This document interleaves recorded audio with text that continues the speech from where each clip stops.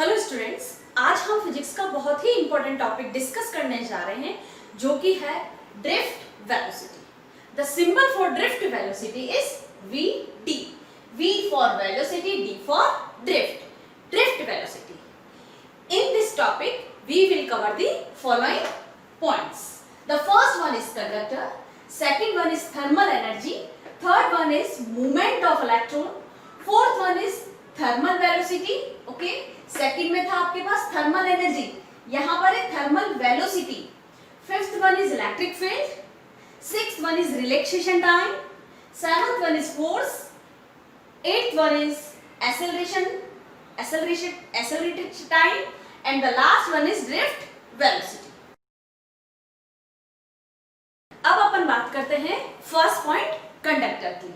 Okay, आपको पता है कंडक्टर की क्या कंडीशन होती है कि इसके अंदर आपको क्या मिलते हैं? Free electrons. ये आपने अज्यूम कर लिया, this is your conductor. Okay, conductor है तो इसके अंदर क्या होंगे हमारे पास?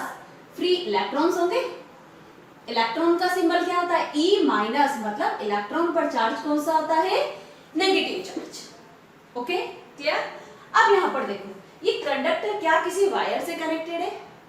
क्या किसी बैटरी से कनेक्टेड है? नहीं, ये किसी भी वायर, किसी भी बैटरी से कनेक्टेड नहीं होने के कारण इस कंडक्टर को आपने पर्टिकुलर नाम दे दिया जो कि है हमारे पास आइसोलेटेड कंडक्टर। आइसोलेटेड मतलब जिसको बाहर की दुनिया से कहीं कोई रिलेशन नहीं है, कहीं कोई किसी तरीके का कोई कनेक्शन नहीं करना है, सिर्फ और सिर्फ एक पर्टिकुलर अपन कंडक्टर की बात करेंगे, आइसोलेटेड कंडक्टर। लेटेड कंडक्टर।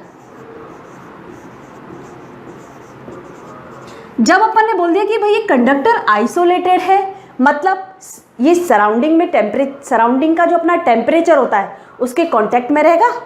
सराउंडिंग का टेम्परेचर अप्रॉक्स हमारे पास होता है, इसके बीच में ये वेरी करता है 25 degree centigrade to 30 degree centigrade.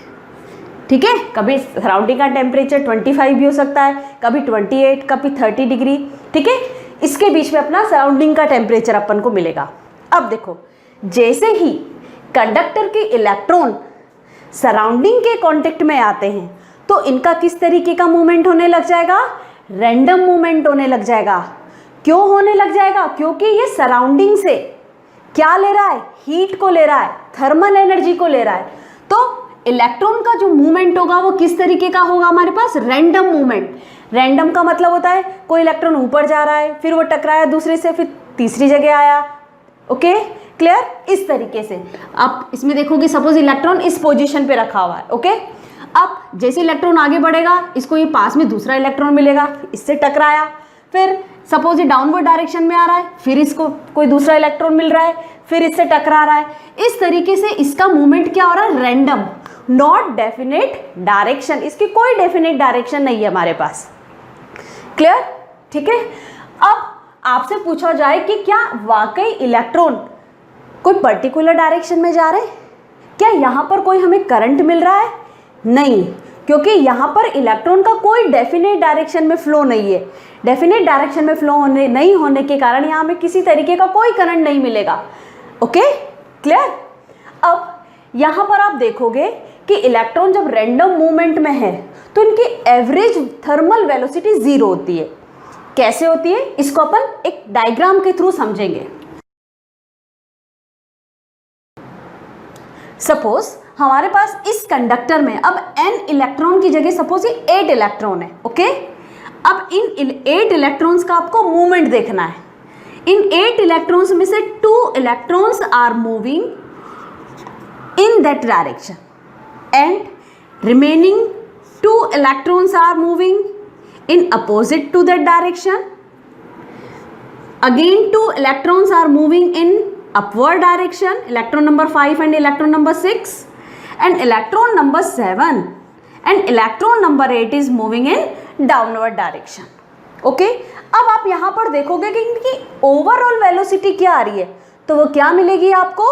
0, क्योंकि क्या करा? इलेक्ट्रॉन नंबर 1 और इलेक्ट्रॉन नंबर 2 ने E3 और E4 को क्या कर दिया? एक दूसरे को कैंसिल कर दिया, because both are moving in opposite direction. एक दो इधर जा रहे हैं, दो इधर जा रहे हैं, तो इन्होंने क्या करा, एक दूसरे को कैंसिल कर दिया।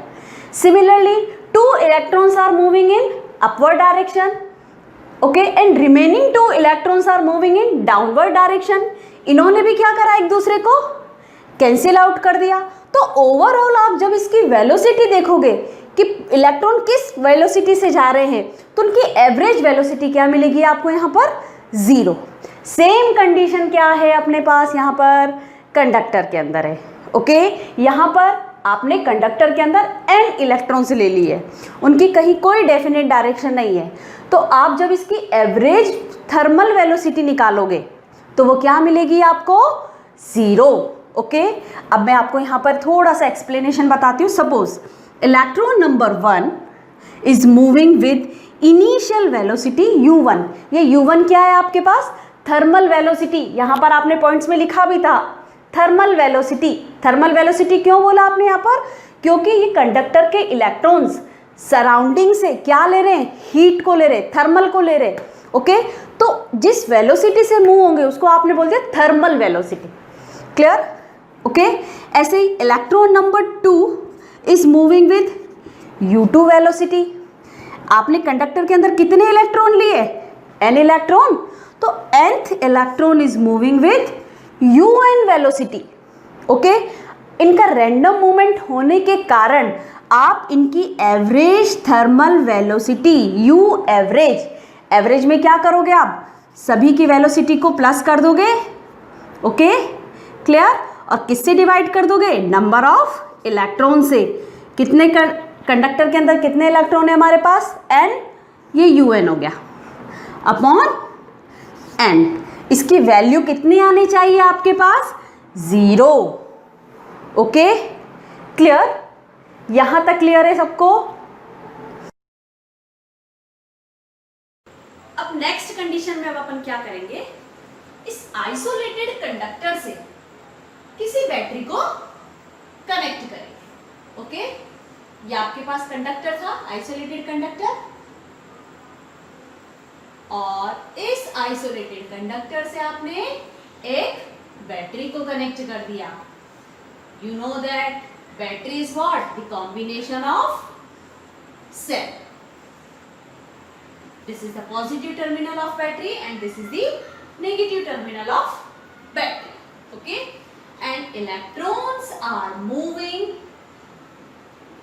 randomly moving in that conductor, okay। जैसे ही बैटरी को आपने यहाँ पर कनेक्ट किया, यहाँ पर एक इलेक्ट्रिक फील्ड जनरेट हो जाएगा, and the direction of electric field is what, positive terminal to negative terminal, positive to negative, okay, clear. अब जैसे ही इलेक्ट्रिक फील्ड अप्लाई हुआ यहाँ पर, इन इलेक्ट्रॉन्स पर क्या लगेगा, फोर्स लगेगा, ओके। तो इलेक्ट्रॉन पर फोर्स जो लगेगा वो किसके डायरेक्शन के अपोजिट होगा, इलेक्ट्रिक फील्ड के जस्ट अपोजिट डायरेक्शन में। ये जो इलेक्ट्रॉन के ऊपर फोर्स लगेगा, फोर्स का मतलब क्या है कि इलेक्ट्रॉन किस डायरेक्शन में मूव होंगे, पॉजिटिव टर्मिनल की तरफ। तो F is working in opposite direction to electric field, okay. Force जैसे ही लगेगा, ये इलेक्ट्रॉन कोलिजन के साथ साथ, रैंडम मूवमेंट के साथ साथ क्या करेंगे, आप आगे बढ़ते हुए जाएंगे। इससे पहले वाली कंडीशन में तो क्या था, जब आपने बैटरी कनेक्ट नहीं कर रखी थी तो क्या हो रहा था, वहां पर सिर्फ और सिर्फ इलेक्ट्रॉन का रैंडम मूवमेंट हो रहा था, एक दूसरे से क्या हो रहा था, वहां पर सिर्फ कोलिजन हो रहा था, एक दूसरे से वो टकरा रहे थे। लेकिन यहाँ पर after applying battery what will happen, ये एक दूसरे से टकराने के साथ साथ आगे भी बढ़ते जाएंगे। अब यहाँ पर हम इन n इलेक्ट्रॉन्स में से सिंगल 1 इलेक्ट्रॉन की बात करते हैं। Suppose 1 electron is initially in that position, okay. मैं इस पोजीशन को A नाम दे देती हूँ कि ये इलेक्ट्रॉन A पोजीशन पे स्टार्टिंग में रखा हुआ है, ओके। अब ये इलेक्ट्रॉन क्या करेगा, किस वेलोसिटी से मूव हो रहा है, ये थर्मल वेलोसिटी से। थर्मल वेलोसिटी का आपने नाम दे दिया सिंगल फर्स्ट इलेक्ट्रॉन के लिए u1। जैसे ही ये इलेक्ट्रॉन आगे बढ़ेगा, इसको क्या मिलेगा, एक आयन मिलेगा, इस आयन से जाकर के ये टकराता है। ओके, जैसे ही टकराएगा फिर अगेन आगे बढ़ेगा, इसको दूसरा आयन मिल जाएगा, ये दूसरा आयन मिला, फिर यहां पर जाकर के टकराया, फिर आगे बढ़ता है तो इसको अगेन दूसरा आयन मिलता है, फिर जाकर के यहां से ये टकराता है। इस तरीके से क्या होता है, ये डिफरेंट डिफरेंट आयन से टकराते हुए क्या करता है, आगे बढ़ता है। और सपोज ये फाइनली इस पोजीशन पे आकर के रुक जाता है और इस पोजीशन को नाम दे दिया आपने बी पोजीशन। ओके, अब आप यहां पर देखोगे कि इलेक्ट्रॉन एक दूसरे से टकरा भी रहा है, एक दूसरे आयन से टकरा भी रहा है और आगे भी शिफ्ट होता जा रहा है, आगे भी बढ़ता जा रहा है। अब आप यहाँ पे इसकी डिस्टेंस को देखोगे कि इसने कितना डिस्टेंस कवर किया। इनिशियल पोजीशन क्या थी इसकी ए और फाइनल पोजीशन क्या हो इसकी बी। इनिशियल टू फाइनल इन दोनों के बीच का डिस्टेंस ये रहा। ओके, इन दोनों के बीच के डिस्टेंस को आप क्या बोलोगे, drift motion. Drift motion. Drift motion के साथ साथ आपको यहां पर एक और नया वर्ड मिलेगा जो कि होता है relaxation time. Relaxation time, the time interval between two successive collision. कोई भी दो कोलिजन के बीच का टाइम ले सकते हैं, या तो इन दोनों के बीच का टाइम ले लो, इन दोनों के बीच का टाइम ले लो, किसी भी दो सक्सेसिव कोलिजन के बीच का टाइम ले सकते हैं। ओके, सपोज मैं इन दोनों पॉइंट को ले रही हूं और इन दोनों पॉइंट के बीच का जो रिलैक्सेशन टाइम है वो है हमारे पास टो। Relaxation time. तो आपको यहां पर आफ्टर अप्लाइंग इलेक्ट्रिक फील्ड दो चीजें मिली, एक तो ड्रिफ्ट मोशन और दूसरा क्या मिला आपको यहां पर, रिलैक्सेशन टाइम। ओके, तो यहां से आप डेफिनेशन को लेंगे कि ड्रिफ्ट वेलोसिटी की डेफिनेशन क्या होती है। The velocity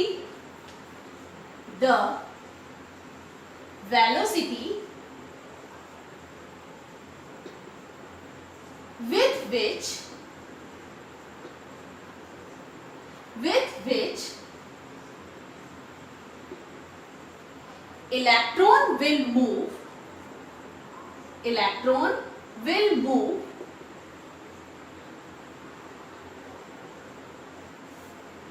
opposite to the direction of applied electric field, opposite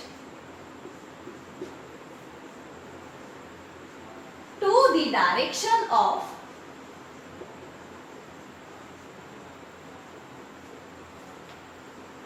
applied electric field,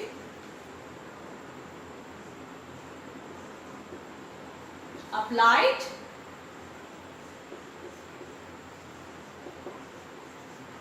electric field is known as VD, drift velocity. The velocity with which electron will move opposite to the direction of applied electric field is known as drift velocity. It means what? आपको drift velocity किस condition में मिलेगी? After applying electric field. Okay, जब तक electric field नहीं होगा आप drift velocity की बात नहीं करेंगे। इलेक्ट्रॉन किसी भी डायरेक्शन में मूव नहीं हो पाएगा। ओके, सिर्फ और सिर्फ after applying electric field electron will move in a particular direction. Okay, अब देखो यहाँ पर इलेक्ट्रिक फील्ड भी अप्लाई हो गया और इलेक्ट्रिक फील्ड अप्लाई करने के बाद इलेक्ट्रॉन के ऊपर क्या लग रहा है, ये फोर्स लग रहा है जो कि इलेक्ट्रिक फील्ड के अपोजिट डायरेक्शन में है। ठीक है, तो इसको आप डेरिवेशन की फॉर्म में देखेंगे। सपोज इलेक्ट्रॉन के ऊपर फोर्स लग रहा है हमारे पास F = QE। ये आप चैप्टर नंबर 1 और 2 में पढ़ चुके हैं कि फोर्स = Q × E। यहां पर Q का काम कौन कर रहा है, इलेक्ट्रॉन। इलेक्ट्रॉन पे चार्ज क्या होता है, E × E। लेकिन यहां पर मैं ये नेगेटिव साइन भी साथ में लगा रही हूं। Here negative sign indicates that what, opposite of E and F. Electric field and force both are opposite to each other, इसलिए आपने यहाँ पर ये नेगेटिव साइन लगाया। क्लियर? आपको डायग्राम में भी दिख रहा है। अब देखो, जब इलेक्ट्रॉन के ऊपर फोर्स लग रहा है तो इसका कुछ ना कुछ एक्सेलरेशन भी होगा। जब ये मूव कर रहा है तो इसका एक्सेलरेशन भी होगा। और आप जानते हैं सबसे महान साइंटिस्ट न्यूटन, जिसने न्यूटन का सेकंड लॉ दिया था, उस सेकंड लॉ के अकॉर्डिंग क्या होता है, F is equals to M A, या 8th स्टैंडर्ड में भी पढ़ चुके हैं। F is equals to M A. इस इक्वेशन से आप क्या एक्सेलरेशन ए की वैल्यू कैलकुलेट कर सकते हैं? जरूर कर सकते हैं। देखो इधर, acceleration A is equals to F upon M. Cross multiply करके आपने ए की वैल्यू कैलकुलेट कर ली। A is equals to, can I put the value of F from this equation? What is the value of F? F is equals to minus of E by M. ये acceleration A की value आ गई हमारे पास। Okay, clear? अब देखो इधर,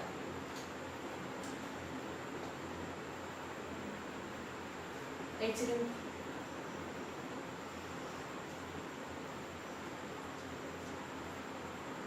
ना अब आपको यहां पर दो चीजें मिल गई, एक तो फोर्स मिला है और एक एक्सेलरेशन ए की वैल्यू मिली। अब यहां पर देखोगे कि जो इलेक्ट्रॉन मूव हो रहा था, इलेक्ट्रिक फील्ड अप्लाई करने के बाद उसकी वेलोसिटी, फर्स्ट इलेक्ट्रॉन की वेलोसिटी क्या होगी?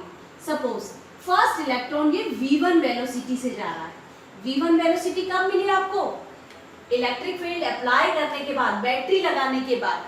तो इसकी वैल्यू को क्या लिख सकते हैं अपन? v1 is equals to u1 plus a τ1। Okay, ये फर्स्ट इलेक्ट्रॉन किस तरीके से मूव कर रहा है? u1 तो क्या है यहाँ पर हमारे पास? इनिशियल वेलोसिटी, ओके, जो कि किसका काम कर रही है? थर्मल वेलोसिटी का। और a क्या यहाँ पे? एक्सेलरेशन। हर इलेक्ट्रॉन पर एक्सेलरेशन a की वैल्यू क्या होगी? सेम होगी, कांस्टेंट होगी। क्लियर? और τ1 क्या है यहाँ पे? Relaxation time. ये किसकी वैल्यू? ये क्या है हमारे पास? ड्रिफ्ट वेलोसिटी, कि इलेक्ट्रॉन इस वेलोसिटी से मूव कर रहा है। अभी तक तो अपन इस ड्रिफ्ट वेलोसिटी को सिर्फ डेफिनेशन के फॉर्म में देखा, अब ये ड्रिफ्ट वेलोसिटी किसके फॉर्म में? फॉर्मूले के फॉर्म में। ओके, तो फर्स्ट इलेक्ट्रॉन की बात करी, ऐसे ही सेकंड इलेक्ट्रॉन के लिए क्या होगी drift velocity? v2 is equals to u2 plus a τ2। ऐसे ही कंडक्टर के अंदर क्या है हमारे पास? n electron, vn is equals to un plus a τn।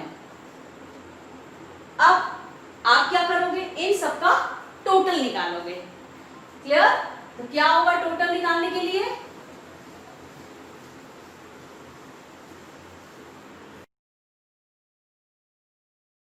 Okay, अब ये यहाँ पे हमारे पास n इलेक्ट्रॉन्स के लिए ड्रिफ्ट वेलोसिटी की वैल्यू हो गई।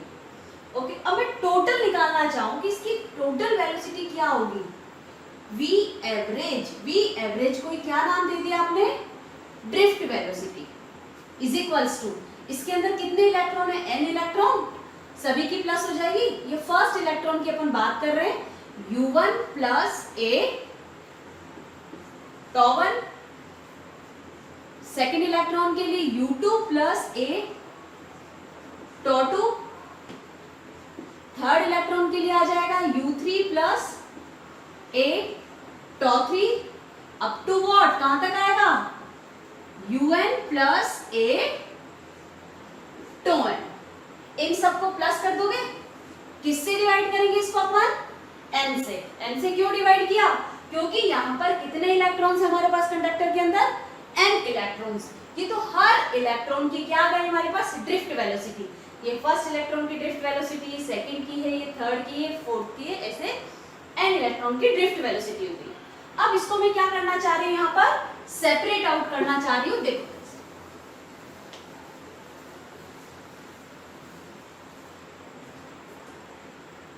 Vd is equal equals to, पहले आप u1, u2, u3 इनको सेपरेट आउट करो।